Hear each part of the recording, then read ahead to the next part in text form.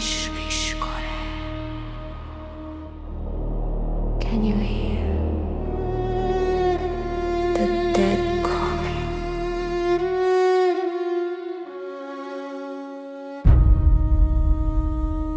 রাতের গভীরে In the drowning ghost box. Stepping in means unlocking the gates of fear. ছায়া কাছে Welcome. বাংলাদেশের মানিকগঞ্জ জেলার এক প্রত্যন্ত গ্রামে এই ঘটনাটি ঘটেছিল আজ থেকে প্রায় ২০ বছর আগে। সেখানে এক পুরনো খেজুর বাগানের পাশে দাঁড়িয়েছিল ভাঙাচোরা একটি পুরনো বাড়ি। গ্রামের মানুষ একে শ্মশান বাড়ি বলতো। আসসালামু আলাইকুম, আমি জাকারিয়া। আপনি শুনছেন ভূতের বাক্স, যেখানে শব্দই হলো ভয়ের অস্ত্র। ভূতের বাক্স দ্য ঘোস্ট স্টোরিসে আপনাকে স্বাগতম। আশা করি সবাই সুস্থ এবং ভালো আছেন। আলহামদুলিল্লাহ, আমিও ভালো আছি। আজ শুনবেন বাগানবাড়ির একটি সত্য ঘটনা। তাহলে আর দেরি নয়, চলুন শুরু করি। কারণ রাতে নাকি সেখানে অদ্ভুত আলো জ্বলতে দেখা যেত। কেউ কাছে গেলে কানে আসতো কান্নার শব্দ, কখনো আবার শোনাতো ভেসে আসা চিৎকার। গ্রামের লোকজন ভয়ে সেখানে যেত না। এক রাতে গ্রামের এক যুবক রফিক সাহস করে বাগান বাড়ির ভেতরে ঢোকে। সে জিনভূতে বিশ্বাস করতেন না। হাতে ছিল টর্চ লাইট। ভেতরে ঢোকে প্রথমেই তার চোখে পড়ে দেয়ালে পোড়া দাগ আর মেঝেতে ছাইয়ের স্তূপ। হঠাৎ বাতাসের ঝাপটায় দরজা জোরেই বন্ধ হয়ে যায়। রফিকের টর্চ নিভে যায়। অন্ধকারে সে অনুভব করে তার পাশে কেউ শ্বাস নিচ্ছে, খুব ভারী আর গরম।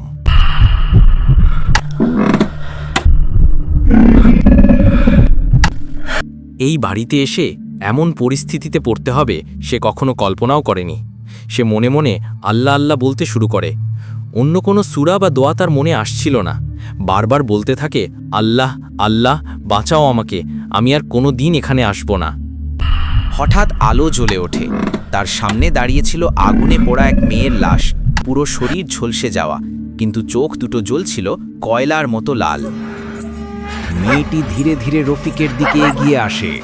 সে হাত বাড়ায় আর সেই হাতের চামড়া গলে পড়ে যায় মেঝেতে।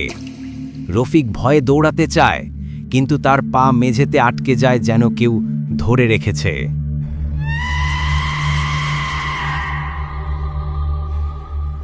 শরীরে একটু শক্তি পেতেই দৌড় দিয়ে কিছু একটার সাথে ধাক্কা খেয়ে এক বিকট চিৎকারে রফিক অজ্ঞান হয়ে যায়। পরদিন সকালে তাকে পাওয়া যায় বাগানের পুরনো কুয়োর পাশে পড়ে থাকতে। তার চোখ রক্ত লাল হয়ে গিয়েছিল আর মুখে শুধু একটি শব্দ, ওরা আসছে। রফিক আর কখনো সেই বাগান বাড়ির সামনে যায়নি। ভয়ঙ্কর সেই রাতের স্মৃতি তার বুক কাঁপিয়ে রাখত। তবুও বছর দুয়েক পর তার মামাতো ভাই জসিম গ্রামে বেড়াতে এলো।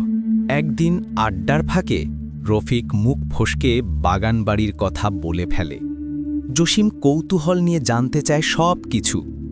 রফিক যতই বোঝাতে থাকে ওই বাড়ি অভিশপ্ত, যেও না, জসিম ততই জিদ ধরে বসে, আমি শুধু বাইরে থেকে দেখব। শেষ পর্যন্ত রফিক রাজি হলো শর্তে, জসিম ভেতরে ঢুকবে না। সেদিন রাতেই তারা দুজন বাগান বাড়ির কাছে গেল। চাঁদের আলোয় ভাঙা দেয়াল আর জীর্ণ দরজা ভীষণ ভয়ানক লাগছিল। রফিক দূরে দাঁড়িয়েছিল, কাঁপা কাঁপা গলায় বারবার বলছিল, ওয়াদা ভাঙিস না, ভেতরে যাস না।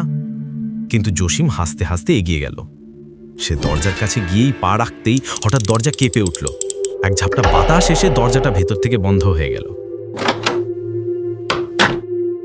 রফিক দূর থেকে চিৎকার করতে লাগলো, না না, বের হয়ে আয়। কিন্তু ভেতর থেকে জসিমের গলা ভেসে এলো। প্রথমে হাসির মতো শোনালেও ধীরে ধীরে তা পরিণত হলো যন্ত্রণার চিৎকারে। রফিক দৌড়ে গিয়ে দরজায় ধাক্কা দিতে লাগলো।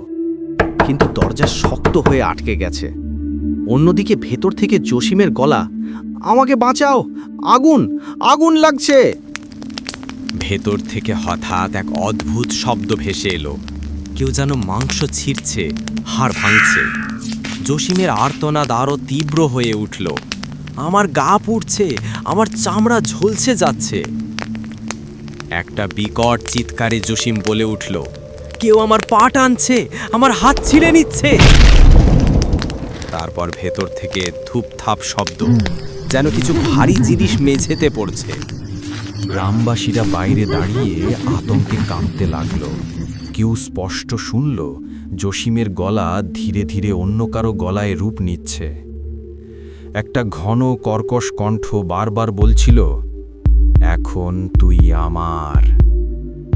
দরজার ফাঁক দিয়ে এক মুহূর্তের জন্য লাল আলো বের হলো। তারপর ভেতর থেকে ধোঁয়া আর পোড়া মাংসের গন্ধ ছড়িয়ে পড়ল চারদিকে। জসিমের শেষ চিৎকার ভেসে এলো, আমাকে মেরো না, আমার চোখ ছিঁড়ে নিল। তারপর সব নিস্তব্ধ হয়ে গেল। শুধু শোনা যাচ্ছিল ছাই চাপা আগুনের টুকটুক শব্দ। বাইরে দাঁড়িয়ে থাকা মানুষজন নিঃশ্বাস ফেলতেও ভয় পাচ্ছিল। ভয়ে কাঁপতে কাঁপতে রফিক দৌড়ে গ্রামবাসীকে ডাকল, কিন্তু গ্রামে কেউ সাহস করল না ভেতরে ঢোকার। সবাই শুধু বাইরে দাঁড়িয়ে দরজা কাঁপতে কাঁপতে চিৎকার শোনে। রাত ভর জসিমের চিৎকার চলল, আর কোনো মানুষ সেই বাড়ির কাছে যেতে পারল না। কেউ কেউ বলছিল ভেতরে আলো জ্বলছে, আবার কারো চোখে ধরা পড়েছিল ছায়ার নাচ। সারা রাত ধরে গ্রাম কেঁপে উঠেছিল আতঙ্কে। ফজরের পর মসজিদের হুজুর আর মুয়াজ্জিন সেখানে আসেন। হুজুর দরজায় হাত রেখে দোয়া পড়তেই দরজাটা হঠাৎ খুলে যায়। কিছু মাদ্রাসার ছাত্র সাহস করে ভেতরে প্রবেশ করে। ভেতরে জসিমকে পাওয়া গেল মৃত অবস্থায়। তার শরীর এমনভাবে আগুনে ঝলসে গিয়েছিল যে চেনার উপায় ছিল না। চারপাশে পোড়া গন্ধ, দেয়ালে কালো ছাপ, আর মেঝেতে রক্তমাখা ছাই ছড়িয়েছিল। গ্রামবাসী কেঁদে উঠল। কেউ বিশ্বাস করতে পারছিল না। হুজুর দরজার সামনে কোরআনের আয়াত পড়ে তাবিজ আর তালা বেঁধে দিলেন। তিনি ঘোষণা করলেন, এই বাড়ি অভিশপ্ত, এখানে আর কেউ ঢুকবে না। সেদিনের পর থেকে বাগান বাড়িটা আর কেউ ছুঁয়ে দেখেনি। রাত হলে গ্রামবাসীরা সেই দিকেই তাকাতে ভয় পায়। কিন্তু রফিকের বুকের ভেতরে আজও বাজে সেই চিৎকার, আমাকে বাঁচাও। কেমন লাগলো আজকের এই ভয়ানক ঘটনা? আপনারা কি এই ধরনের ঘটনার মুখোমুখি হয়েছেন কখনো? তাহলে অবশ্যই লাইক দিন, কমেন্টে আপনার মতামত লিখে জানান, আর ভূতের বাক্স চ্যানেলটি সাবস্ক্রাইব করতে ভুলবেন না। মনে রাখবেন, অশুভ শক্তি, কালো জাদু আর অন্ধকারের পেছনে ছুটলে শেষ পর্যন্ত ধ্বংস ছাড়া আর কিছুই পাওয়া যায় না। সত্য আর আলোর পথেই রয়েছে নিরাপত্তা। সুস্থ ও ভালো থাকবেন। আল্লাহ হাফেজ।